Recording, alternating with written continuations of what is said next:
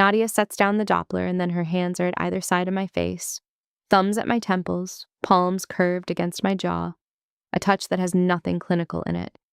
The inside of my wrists goes cold, then hot. I find the edge of the examination table with both hands and grip it. Her voice is quiet and entirely direct. Your blood pressure is fine. A pause, one breath, then, that's not what I'm checking. If you want to hear uncensored too hot for YouTube stories, check out my Patreon in the description. Tell us where you're watching from and subscribe. At week 10, I arrived with a list. This is a true thing about me.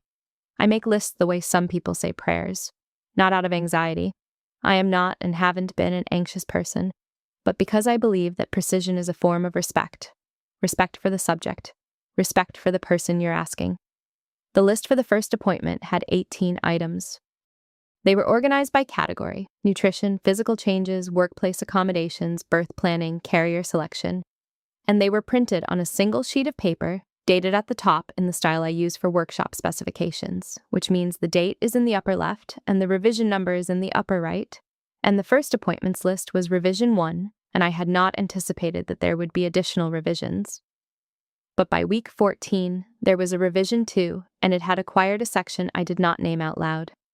The midwifery practice was a recommendation from my obstetrician, who had described it as thorough. I had asked what he meant by thorough, and he had said, with the mild bemusement of a man who does not often have his word, choices interrogated, experienced, present, skilled. I had written those 3 words on the back of the referral slip and carried it home and looked up the practice online and read the philosophy statement twice and found it precise without being cold, which is a combination I have been chasing in interior surfaces for most of my professional life and rarely located in medical practices. I had not, in any of this, been thinking about Nadia. I had been thinking about the pregnancy, which was deliberate and planned and mine, and which I had been carrying in my body, as a fact, for 6 weeks before the first appointment, and as an intention for considerably longer. I was 31. I had a workshop on the ground floor of the building where I lived, a commission that would carry me through the next 18 months, 2 good friendships in the city, and 1 across 3 time zones, and a clear and settled view of how the next several years were going to proceed. The pregnancy was the beginning of that proceeding. I had not left room in the plan for complications. Nadia was not in the plan. She was not in the waiting room when I arrived, which meant she was not a problem I had yet encountered. The waiting room of the practice was small and calm: 2 chairs, a bench, a print on the wall that was the kind of print that attempts to be soothing and succeeds in being neutral, which is the next best thing. I sat in one of the chairs, and I held my printed list, and I waited with the specific composure of a person who has made good decisions and is prepared to work with whatever comes next. She came through the inner door at 4:48 p.m. I know this because I had looked at my phone at 4:45 when the appointment was scheduled to begin, and I was recording the wait as data because I had been warned that NHS-adjacent practices could run long, and I was managing my expectations with information. I know she came through the door at 4:48 because I looked at my phone again when she opened it, and 4:48 was the number I read, and then I looked up. There are people who change the temperature of a room when they enter it. I do not mean this in any way that is not literal. The air in the waiting room rearranged itself when Nadia came through the inner door, and it is not useful to me to pretend otherwise. She was taller than I had expected, which is not a rational expectation to have had of a person I had never seen, but the expectation was there, and she exceeded it. The clinical coat was white and precisely fitted and worn over a dark turtleneck and dark trousers, and her hair was black and smooth and gathered at the base of her skull in a low bun that suggested a deliberate simplicity. Not an afterthought, an argument. She moved with the specific economy of someone who has spent years in rooms where precision matters, where a careless gesture could mean something. Not restrained. Controlled. There is a difference. Restraint is effortful. Control, at that level, is just the way the body has decided to live. She looked at me once, and the quality of that look was different from the receptionist's look, which had been warm and general. Nadia's look was specific. It settled somewhere in the front of my chest and stayed there for the duration of the handshake. "Ren?" She said it as a confirmation, not a question. Her hand was warmer than I expected. I had anticipated clinical cold, the universal temperature of medical professionals, and it was not that. It was warm and dry, and it held mine for exactly the duration of a professional handshake, which meant 3 seconds, and then it was gone and my palm had the afterimage of it. "Yes," I said, and followed her through the inner door. The consultation room was small. This is its most important characteristic. I have worked with space professionally for 9 years, and I understand that the intimacy of a room is a function of its geometry. Ceiling height, relative to floor area, window proportion, the configuration of its furniture. And that intimacy, in this sense, is not sentiment. It is architecture. The consultation room was approximately 14 by 12 feet. There was an examination table, padded, clinical green, positioned in the room's center, with space on both sides. There were 2 chairs at a small desk against the left wall, a desk lamp positioned for the note-taker's side, a window on the right wall, frosted glass, afternoon light coming through it at the specific angle of 4:45 p.m., soft and diffuse and warm in the way that late afternoon consultation rooms are warm when they have been heated by a day of bodies and clinical equipment and low institutional radiators. I sat in the chair on the non-note taker's side. She sat in the other one, opened the notes, a green folder, my name on the tab, and said, "You have questions." It was not a question either. I recognized this as a practice style, the confident declarative, and I filed it in the professional register and presented my list. What I can tell you about the next 48 minutes is that she worked through every item with a seriousness that I have rarely received from any professional in any capacity, medical or otherwise. Not brisk, not dismissive, not overwarm in the compensatory way that sometimes means the professional is not actually listening. She read each item, she answered each item. She occasionally asked a clarifying question that demonstrated she had retained the full context of the item and not merely its surface.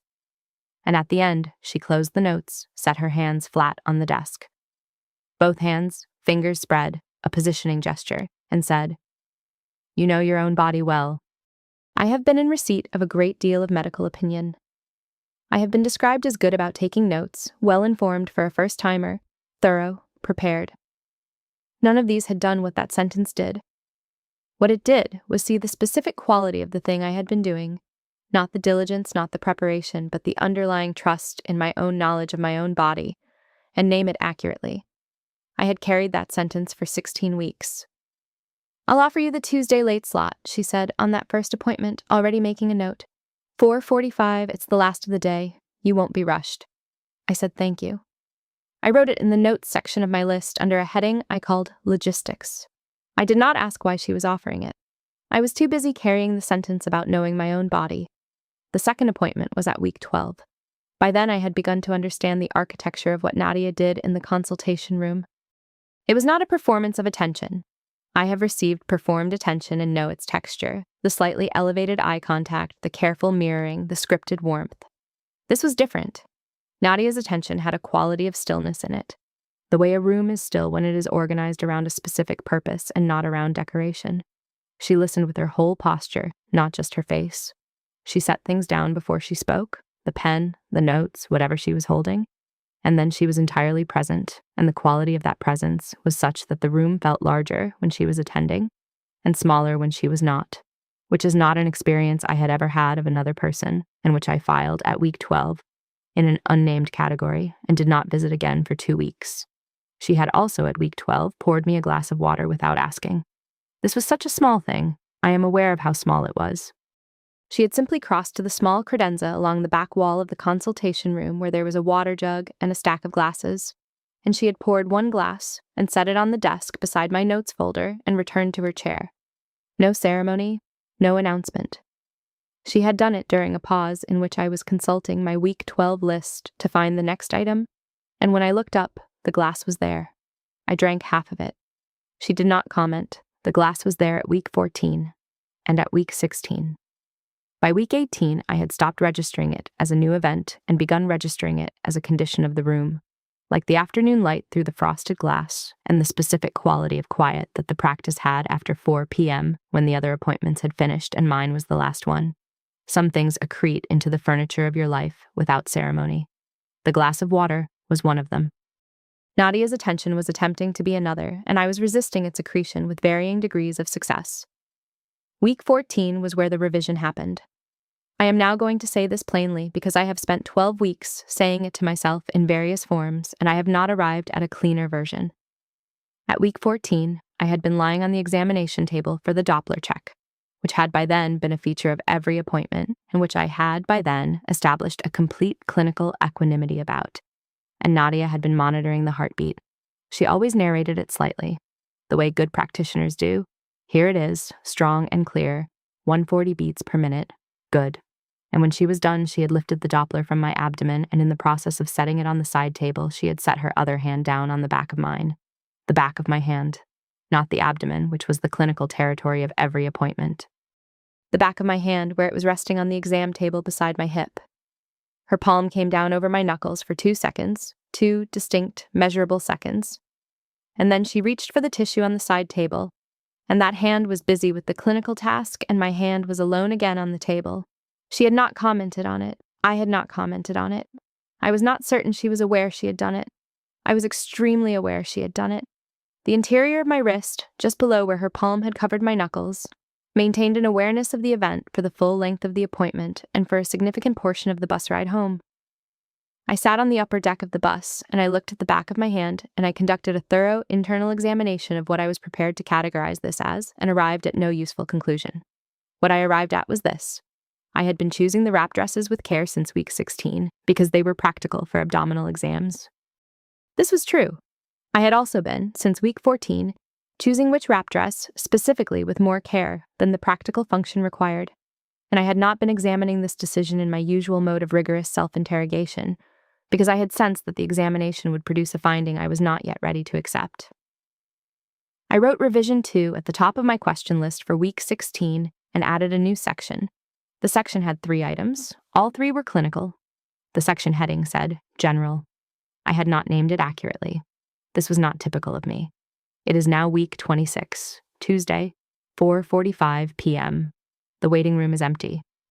I arrived at 4:40, which means I was early, which is not unusual for me. And the waiting room's emptiness at 4:40 means I am the last appointment of the day, and there has been no overlap, no previous appointment running long, no other body in this waiting room to witness my arriving early on a Tuesday with a wrap dress I spent 11 minutes selecting this morning while telling myself I was selecting it for comfort. The dress is sage, soft modal, loose at the midsection, a wrap construction that allows for the abdominal exam without requiring me to change into a gown, which Nadia had suggested in week 14 as a practical option when the abdominal exams became the primary feature of appointments, and which I had adopted as a practice from week 16 onward. The slip bra beneath it is ivory. I chose it this morning. I am not examining why I chose it specifically in the way that I have been not examining this category of decision for 12 weeks. Nadia opens the inner door at 4:46. Ren! The same confirmation, the same register. I have heard her say my name 16 times now, and my body has not yet accustomed itself to the specific quality of it, which is a fact I have been noting and not categorizing since approximately week 14. Hi, I say, which is not what I said at any of the first 14 appointments, where I said hello or good afternoon, or once, at week 18, good to see you, which is the most I have revealed, and which she received with a nod and a slight stillness that I filed in the category labeled things I noticed and am not going to act on. She is wearing the dark turtleneck and the clinical coat and the dark slim trousers, which is what she wears to every appointment. The coat is open at the front, as it always is by late afternoon. She runs warm, I have learned this, or the practice runs warm, or both. And by 4 p.m., the coat is open, and the turtleneck is the layer that matters. And the turtleneck is close-fitted and black, and at the slight opening at the collar, where the fabric has relaxed over the course of the day, there is the edge of the black silk bra visible in the afternoon light. I am aware of it. I have been aware of it since week 16 when I first noticed it. I have been filing the awareness in the category of things noted and not categorized, and the category has been becoming ungainly. In the consultation room, the light is what I have come to expect. The afternoon diffusion through the frosted glass, the desk lamp already on and warm against the afternoon gold. The glass of water is on the desk beside my notes folder, which is the green folder with my name on the tab that has been accumulating entries in Nadia's handwriting since week 10. 16 weeks of my body in someone else's careful hand.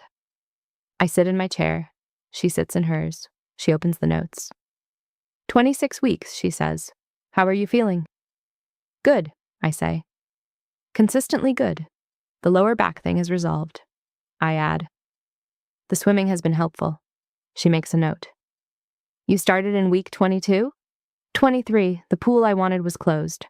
She makes another note.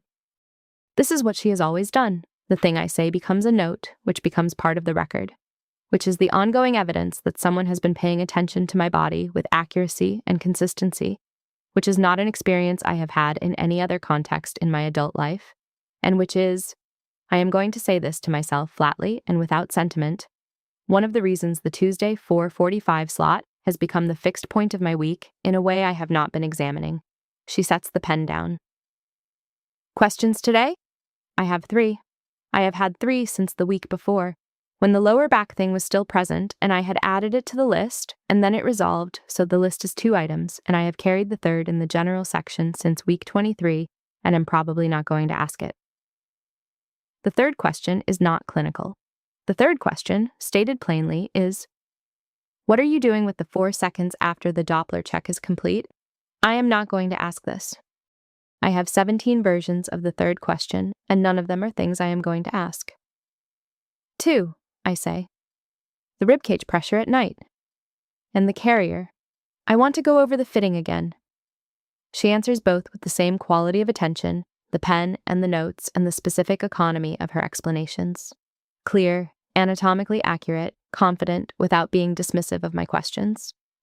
At the carrier question, she produces a laminated sheet from the credenza and walks me through the positions with reference to my specific body at 26 weeks. And this means she is briefly closer, standing at the desk rather than sitting at it. The laminated sheet between us and the scent of her is briefly specific and near, which is white tea and something botanical, a clean and considered scent that I have been in proximity to for 16 appointments, and which my body has been cataloging in the way that bodies catalog things that are consistently pleasant, which is to say, involuntarily and with increasing fidelity. Any questions about the monitoring gap? She asks, returning to her chair. No. This is true. The 4-week interval is standard at this stage. I have read the documentation. I understand the interval. What I understand about the interval that is not in the documentation is that after today, I will not have a Tuesday 4:45 appointment for 4 weeks. And the week 26 version of my life and body and what I have not been examining will have to carry that interval on its own. Good. She stands. Let's do the exam. The examination table is in the center of the room. I have been on it 16 times, and I have a specific familiarity with its texture, the clinical paper liner, the padded surface, the particular quality of sitting on it while Nadia conducts the exam with hands that are warm and precise, and not what I was expecting. I cross to it. She's already at the side table, uncapping the Doppler gel, organizing the instruments with the economy of long practice. I sit on the table. I unwrap the wrap dress from the waist. There is a technique to this that I have developed over 10 appointments, a single motion that opens the dress at the midsection without requiring the full construction to come apart. And the fabric falls to either side, and the midsection is accessible. And I am in the ivory slip bra visible at the open neckline. And I am not examining what I did this morning when I chose it. Comfortable? She asks. Yes.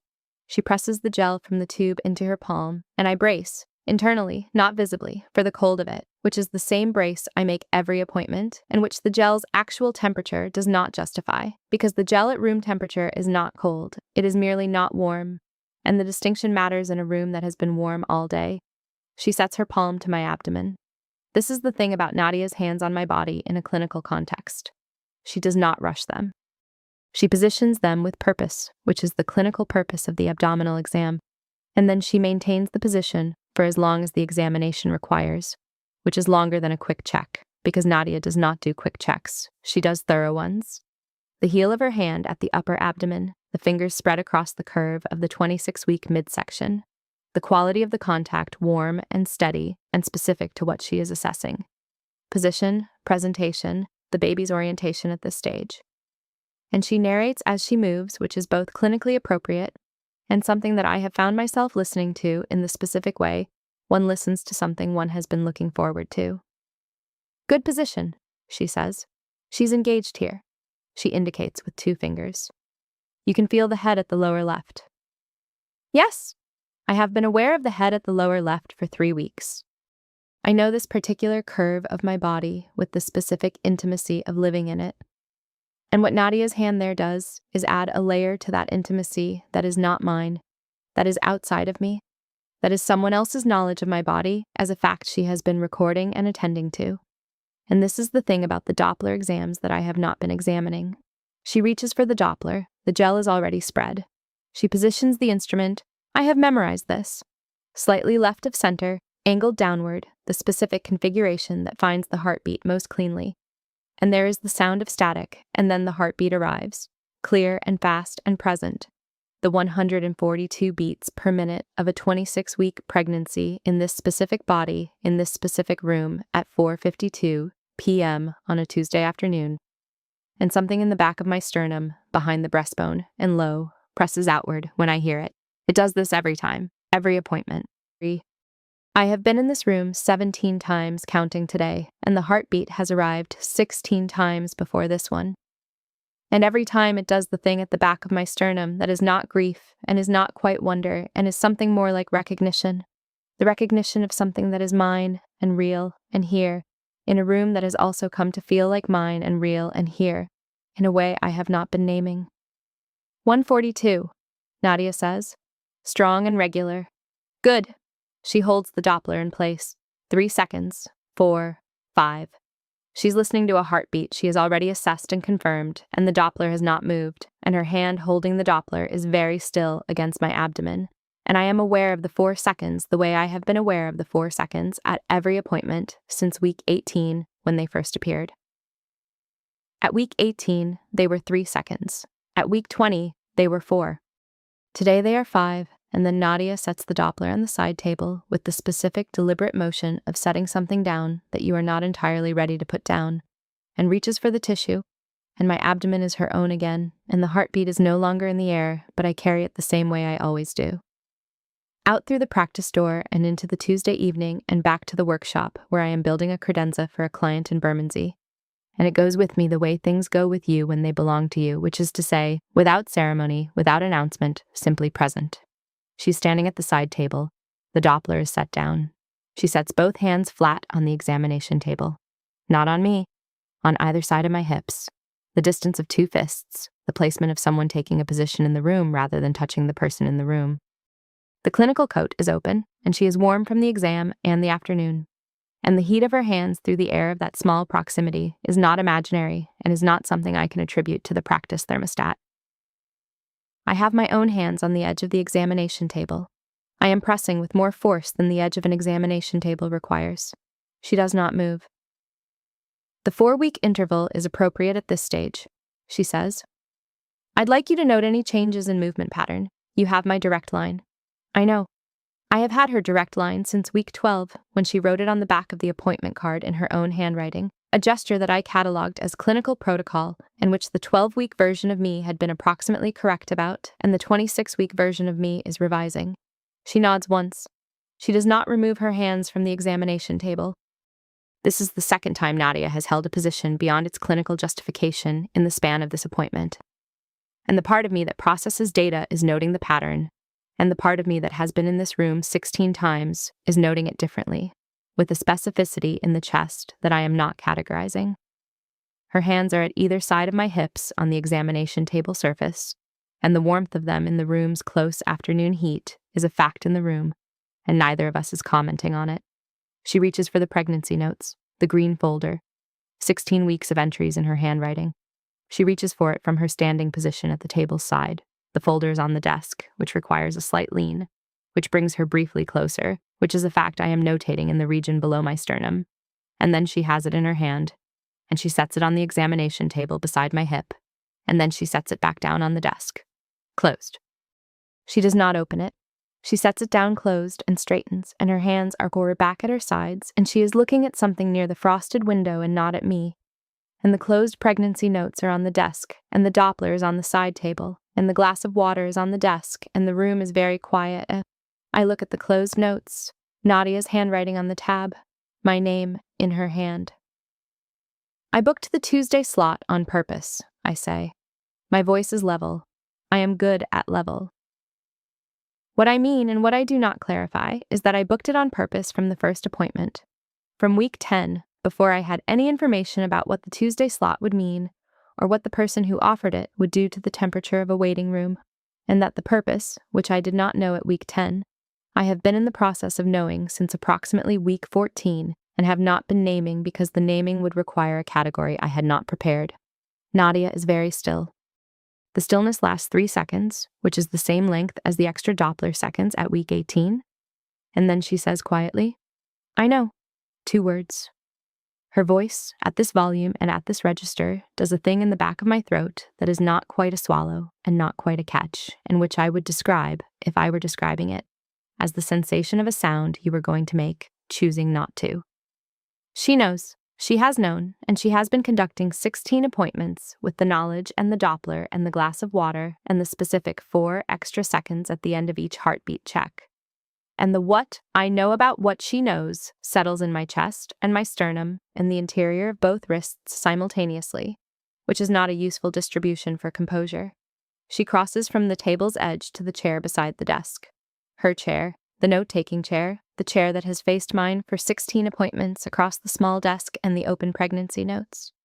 She sits in it and turns it slightly toward the examination table where I'm still sitting.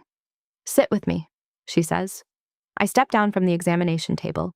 My wrap dress is rewrapped. I had fixed it automatically, which is either habit or dignity, and I'm not in a position to determine which.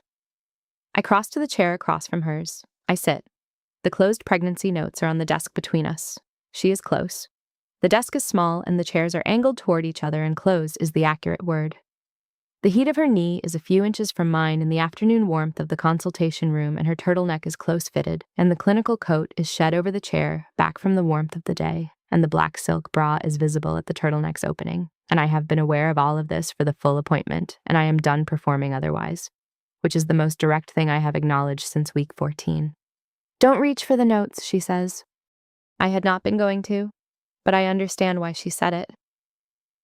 The notes are the clinical instrument, and what is happening in this room is not clinical in its current configuration, and naming that, even obliquely, even as an instruction about what not to do, is the most direct thing she has said in 16 appointments, and my body's response to it is in my hands, which are in my lap, and in the interior of both wrists, and in the specific quiet of my breath, which I would describe as measured if asked, and which is not. "Okay," I say.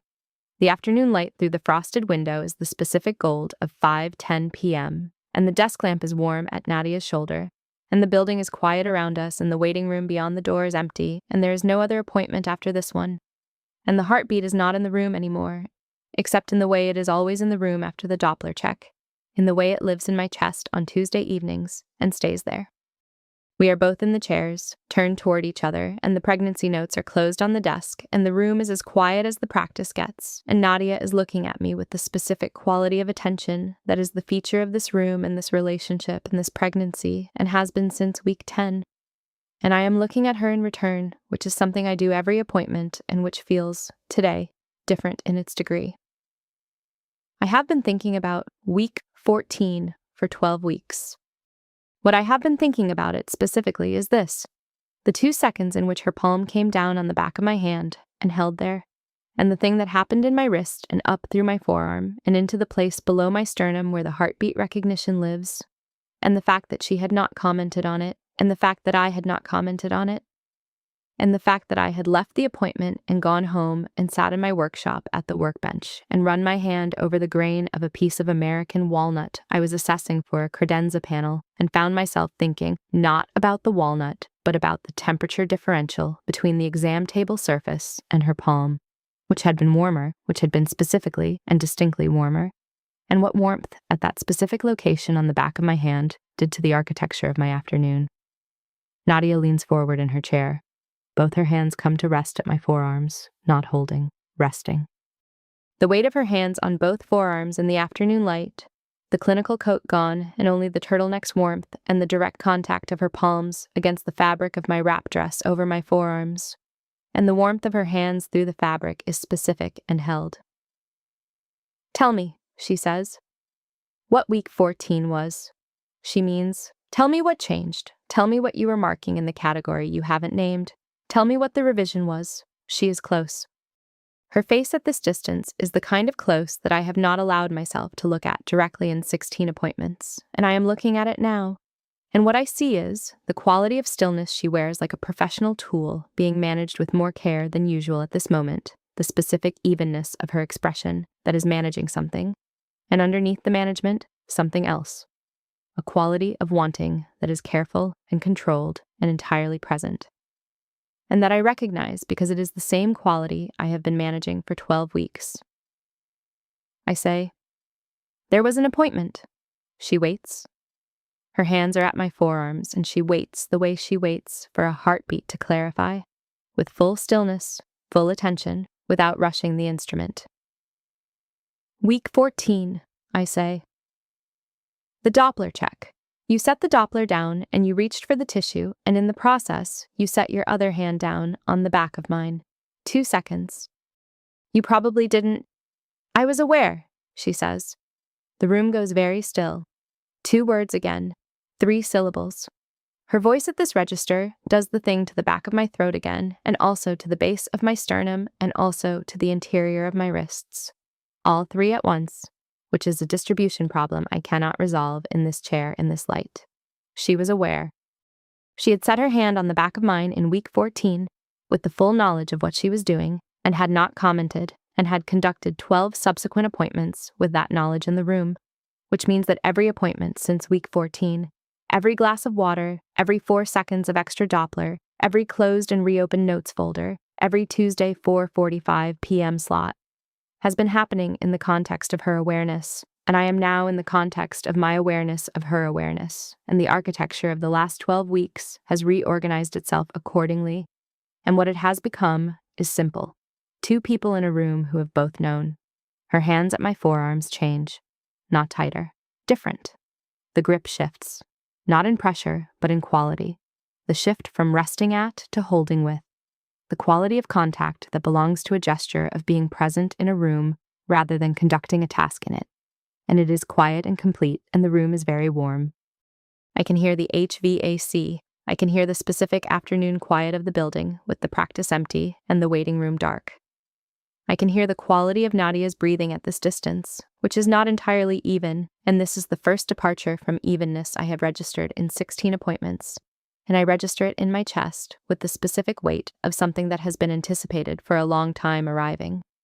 I can smell the white tea and the botanical scent of her at this distance, which is close, and the scent is slightly warmer than it has been in every previous appointment, which means she is warmer, which means something about this moment is different from the clinical appointments in a way that has a physiological signature. She is looking at my face, and I am looking at hers, and the closed notes are on the desk, and the Doppler is on the side table, and there is nothing clinical in the room's current configuration, and both of us are aware of this. Week 14, she says quietly. You looked at your hand. I had. After the 2 seconds, I had looked at the back of my hand the way you look at a surface that has been changed by something passing over it. And Nadia had been across the room reaching for the tissue, and she had, apparently, been watching. You didn't move it, she says. Your hand. For the rest of the exam. No, I say. I didn't. She's very still. The quality of her stillness at this proximity is different from the professional stillness of the consultation room. It has the same control, the same economy, but it is being held over something different. And the cost of the holding is, for the first time in 16 appointments, visible to me. What it costs her to hold still. The quality of the effort. She starts and stops. I wait. My body is not producing anything resembling patience. My sternum is full.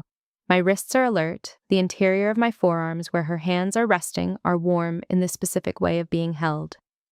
But I am still, because she is choosing words with the deliberateness of someone who does not rush things, and I have learned this about her, and I know how to wait for it.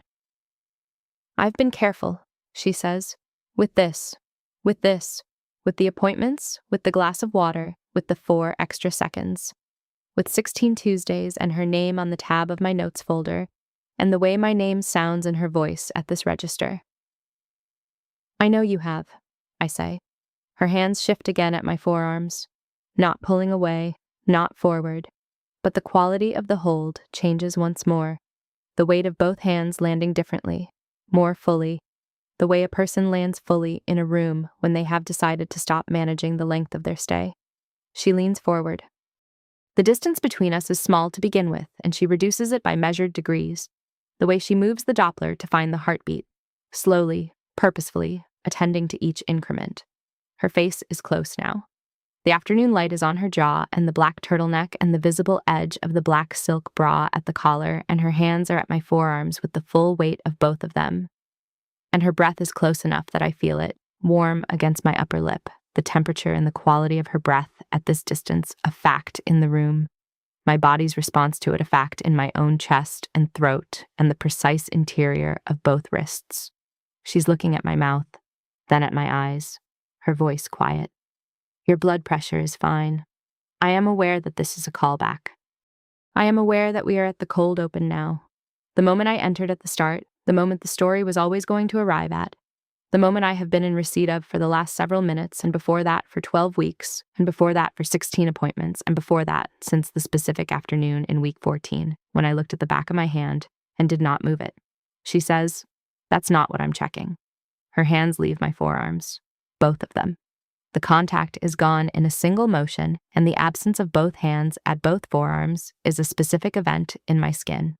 The skin going alert at both forearms and staying there, and I am about to understand what she means by, "That's not what I'm checking," when her hands arrive at either side of my face, palms at my jaw, thumbs at my temples. Both hands full and warm, and the temperature of them is the temperature I have been in proximity to for 16 appointments, warmer than expected, always. Warm and dry and specific to her. The white tea and botanical scent close now, and the quality of her grip, not clinical and not strong and not asking. And the warmth of it travels from the surface of my jaw inward, through the back of the jaw and into the throat and down into the sternum and below it. Into the part of me that registers heartbeats and the 2 seconds in week 14 and the 4 extra seconds at the Doppler check and the glass of water set without announcement on the desk at week 12. I find the edge of the examination table with both hands. I grip it. I am aware that I am gripping the edge of the examination table with both hands while Nadia holds my face in both of hers in the afternoon light of the consultation room with the pregnancy notes closed on the desk and the Doppler on the side table and the practice empty and quiet around us. And that this is the configuration of the moment, and the configuration is complete. She does not move. Neither do I. She's looking at my face with the full quality of the attention that has been the feature of this room and this relationship, and has been in this room for 16 weeks. And what I am receiving at this distance, at this proximity, in this particular configuration, is not the clinical version of that attention. The clinical version has been present and useful and real. This is underneath it. The thing that has been underneath it for 16 weeks, running the same slow and careful methodology as the professional version, and arriving, now, at this appointment, in this room, at this moment, in her hands. "Ren," she says, "my name, at this register." Her hands at my face. There is a specific kind of knowing that has no announcement. It is not the kind that arrives like news. It is the kind that has been present the entire time, and you have been choosing to stand beside it rather than inside it, and then something shifts quietly and without drama, and you are inside it. I am inside it now. My hands release the edge of the examination table. I set them at her wrists, both of them, a placement that is not removing her hands and is not gripping them and is something else, a being present at, an acknowledgement in the body of what the body has known.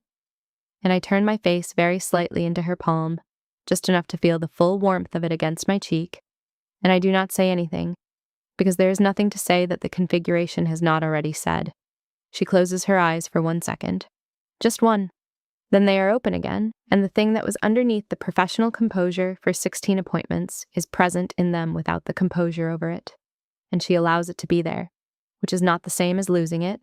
She is not losing it, she is choosing, and the choosing is visible and precise and entirely hers. She leans in. Her mouth is close. Her breath is close. The warmth of her face is close, and her hands are still at my face, and my hands are at her wrists, and the heartbeat in my chest is at a rate that has nothing to do with resting. And the afternoon light through the frosted glass is the specific gold of late Tuesday afternoon in a room that is small and warm and whose geometry has been working on this moment for 16 appointments without my conscious authorization. What she does first, she presses her forehead to mine. Not a kiss, not yet. The forehead, her forehead to mine, the cool and dry surface of her brow against mine, the warmth of her breath between us at this contact, and the scent of her at this distance overwhelming in its specificity. White tea and botanical, and the day's warmth beneath it. And the quality of the hold changes again, and my hands tighten at her wrists, and her hands at my jaw tighten slightly. Not harder, fuller. The grip of someone who has arrived, rather than someone who is approaching. We stay there. The building is quiet. The HVAC, the distant street. The quality of this room's afternoon quiet, which I know well. I have been in it 16 times and have been learning its specific texture each time.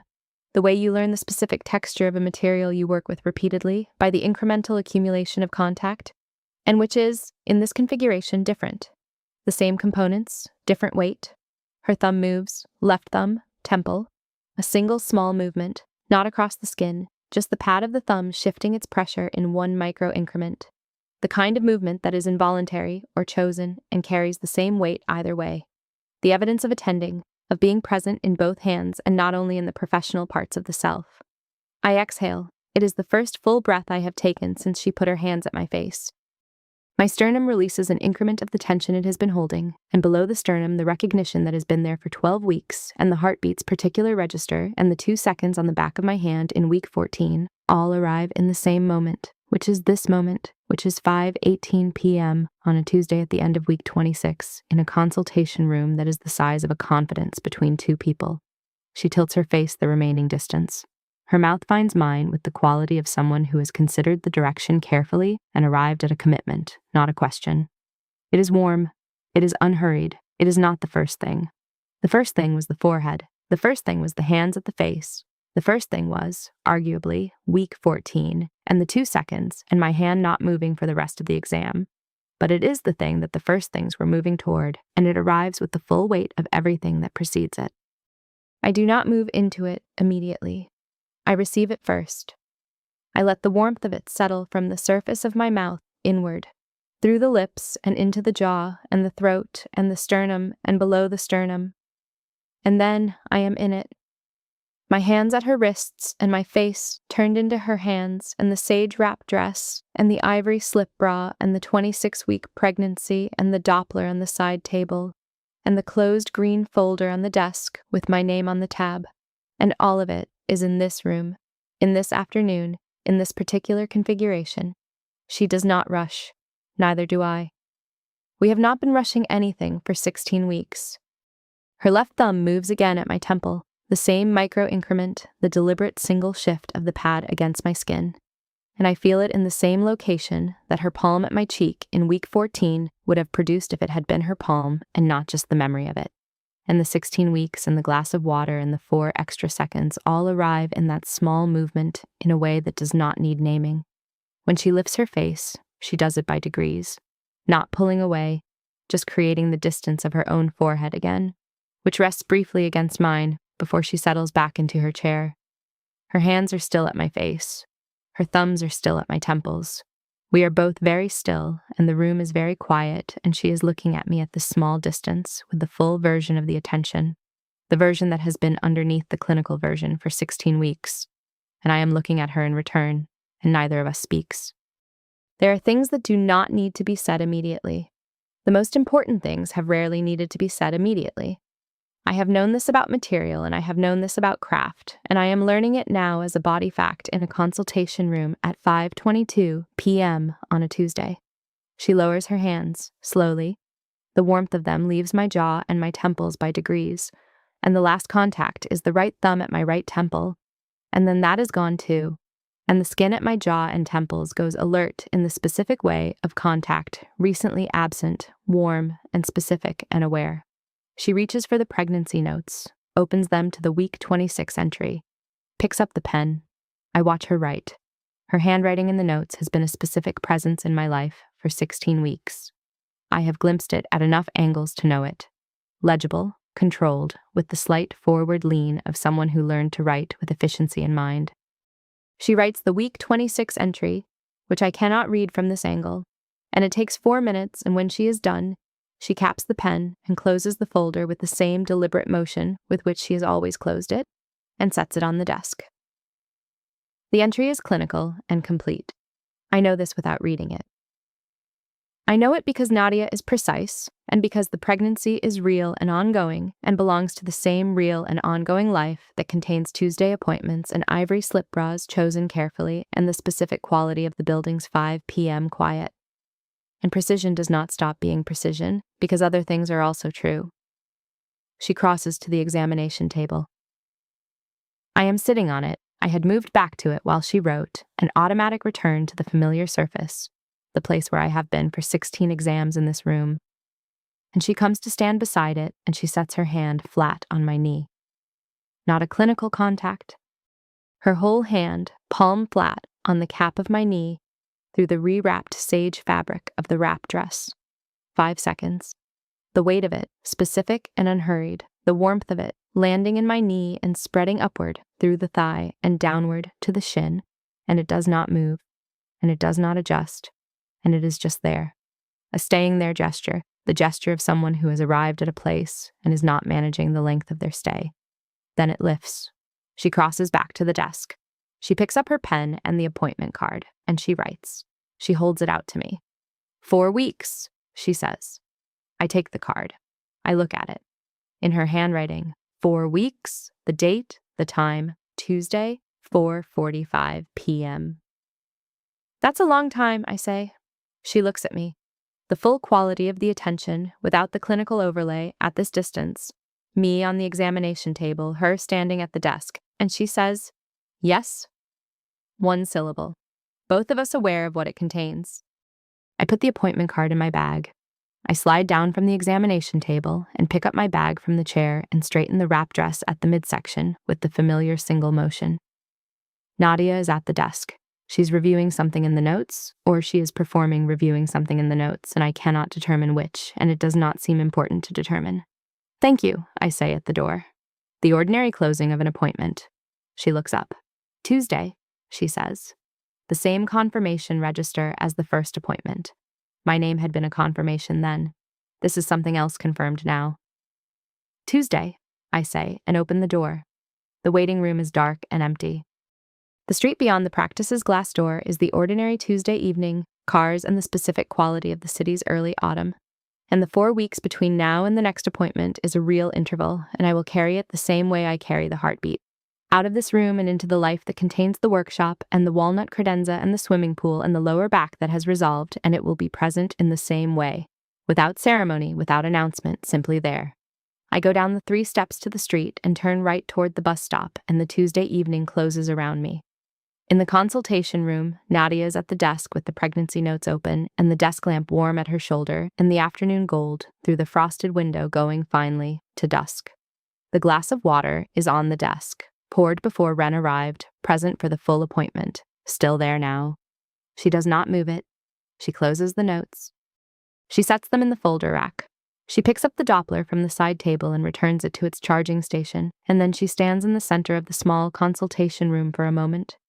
In the going dark, her clinical coat over the chair back and her turtleneck close and warm and the black silk bra at the collar's slight opening in the last of the day's light.